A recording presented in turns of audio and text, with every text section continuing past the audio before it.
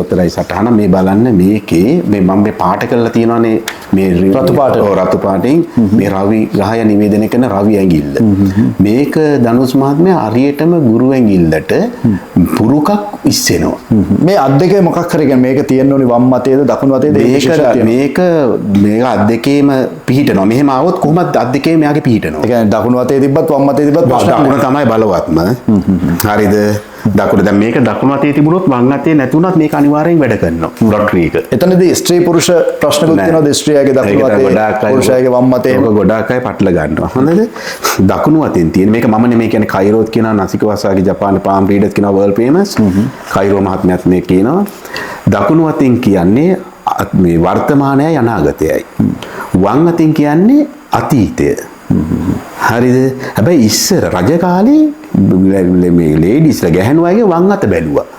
ඒ මොකද ඒ කාලේ බලලා තියෙන්නේ. ඒගොල්ලෝ ගෙදරනේ ඉඳලා තියෙන්නේ. ඒතන ස්වාමි පුරුෂයන් රස්සාව කරන්නේ. ඒතකොට මේ බිරිඳ රස්සාව වලට යන්නේ නැහැනේ. ඔව්. එතකොට එයා ගෙදරනේ ඉන්නේ දරුවෝ බලාගෙන. එතකොට ඒගොල්ලන්ගේ වම අත විතරයි බලන්නේ. දැන් එහෙම කාලයක් ඊට පස්සේ වෙනස් වෙලා තියෙනවා. එතකොට දැන් ගොඩක් අය පිරිමින්ට වැඩි ගැහණු පාක්ෂ වේද රස්සාවල් කරනවා. ගොඩක් නේද? ලෝක ජනාධිපතිවරුත් ඉන්නේ නේද?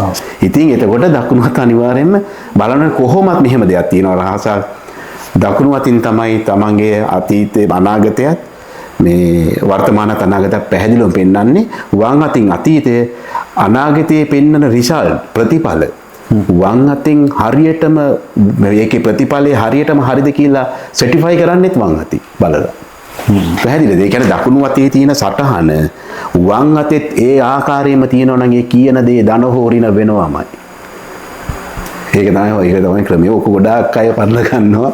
ඉතින් ඕක තමයි මේ බලන්නේ දකුණු අත තමයි බලන්නේ. හරි අවියන් එහෙමනම් මේ සටහනේ තව විස්තර ලබා දෙන්න තියෙනවද අපි? ඔව් මේක මේ විදිහට එන්න ඕනේ. මේක මුදල් වාසනායන ප්‍රබල සටහනක්. මේකත් මගේ ගාවට ඇවිල්ලා තියෙනවා. හොඳද?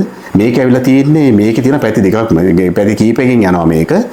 මේක මේ රිසිවරු කියනවා මේ සටහන මේක කියන්නත් එපා කියලා කියනවා රිසිවරු. මොකද මේක සූදුවට යන අතක්. හොඳ දෙයකයි කිව්ව ලොටරි වින් කරනවා කියලා. හරිද? හැබැයි රිසිවරු කියනවා මේක දෙන්න එපා කියලා මේගොල්ලන්ට පෙළඹෙන්න මේක එක හොච්චර හොඳ ෆීල්ඩ් එකක් නෙමෙයිනේ. ඒ වුණාට මේ අත්මගාට ඇවිල්ලා තියෙන කීපයක් මේවා උපතින්ම විශාල ධන දීපොළ ලැබිච්ච අය. දෙමාපියන්ගෙන් එහෙම බිල්ඩින් කම්ප්ලෙක්ස් ලැබිච්ච අය. මයිගාට ඇවිල්ලා තියෙනවා මේම තමයි අත. හරිද? ඒ කියන්නේ මේ රවි ඇඟිල්ල බලවත් පුරුකක් ඉහළට යනවා. මේ ගුරු ඇඟිල්ල පහළට යනවා. හරියට පුරුකක් ඉස්සෙන්න ඕනේ. මේ පාට කරලා තියෙන්නේ. අනිවාර්යෙන් දිනනවා. ලොටරි දින්නේ නැතත් ධනිය හිතා ගන්න බැරිද මේ අයට ධනිය ලැබෙනවා. මේගොල්ලන්ට ඉපදිනුත් ලැබෙනවා. උපතිනුත් ලැබෙනවා. යාතිගෙන් හෝ ලැබෙනවා. එහෙම මහා මේ බලවත් පිහිටීමක් මුදල් පැත්තට. හැබැයි මේගොල්ලන්ට ඇලර්ජික් එකක් තියෙනවා සූදුවට යන. ඒ නිසා මේගොල්ලෝ අපි පහවම ඇඩ්වයිස් කරනවා ඒ වන්නම් යන්න එපා කියලා. ඔන්න දෙවෙනි සටහන මේ විදිහට. අපි යන් තුන්වෙනි සටහන. මේ තියෙන තව එකක්. මේකත් ඒ වගේම බලන්න මේ රවි ඇඟිල්ලට මේ දෛව රේඛාවෙන් බ්‍රාන්ච් අතු රේඛාව රවි ඇඟිල්ලට යනවා. මේකත් ඊටාම මේ ලොතරැයි දිනන හොඳ සටහනක්. ඒ කියන්නේ දෛව රේඛාව හස්තයේ මුලින්ම ආරම්භ වෙලා මැද ඇඟිල්ල සහ දබර ඇඟිල්ල අතරේ මේ නවතින්න ඕනේ. අතු රේඛාව දෛව රේඛාවේ සිට යනවා රවි රේඛාව මණ්ඩලයට. පැහැදිලිද කිව්වේ? ඒ කියන්නේ මේ දෛව රේඛාව මේ මැද මේ මෙතනින් නවතින්න ඕනේ. හොඳයි. ඔව්. ඒකේ තියෙනවා ඒ නවතින්න ඕන තැනක් රේඛාව. ඒ කියන්නේ දෛව රේඛාව ගිහිල්ලා මේ මැද ඇඟිල්ලයි දබර ඇඟිල්ලයි අතරින් නවතින්නේ මෙතනින්. ඔව්. හරිද?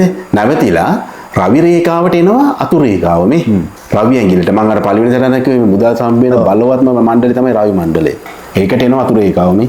මේකේ තව සටහන් ගණනාවක් තියෙනවා. තව ගොඩාක් තියෙනවා ලොතරැයි ඇඳින සටහන්. මේ තව එකක්.